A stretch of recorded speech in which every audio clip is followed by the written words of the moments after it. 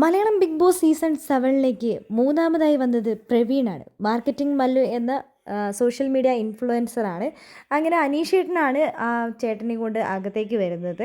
ആ സമയത്ത് ഹായ് എന്ന് എല്ലാവരോടും ഹായ് പറയുന്നുണ്ട് പ്രവീൺ. അകത്തേക്ക് കയറിയപ്പോൾ ആ ഹായിൽ തന്നെ എല്ലാം പോയല്ലോ എന്ന് പറഞ്ഞ് അനുമോളും അതേപോലെ തന്നെ ആദില നൂറ അവരൊക്കെ പൊട്ടിച്ചിരിക്കുന്നുണ്ട്. അപ്പോൾ ജിഷിൻ ചോദിക്കുന്നുണ്ട്, എൻ്റെ ഹായ് എങ്ങനെ ഉണ്ടായിരുന്നു അനുമോളെന്ന്. ആ ഹായിലാണ് ഏറ്റവും കൂടുതൽ പോയത് എന്ന് പറഞ്ഞുകൊണ്ട് അവർ രണ്ടുപേരും പൊട്ടിച്ചിരിക്കുന്നുണ്ട്.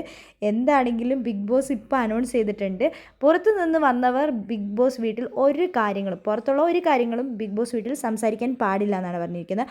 ഓരോരുത്തരെ കൊണ്ടുവരാനായി നിയമിച്ചത്. ജിഷിനെ കൊണ്ടുവന്നത് ഷാനവാസിക്കയാണ്. അതേപോലെ മസ്താനീനെ കൊണ്ടുവന്നത് നമ്മുടെ റെന ഫാത്തിമയാണ്.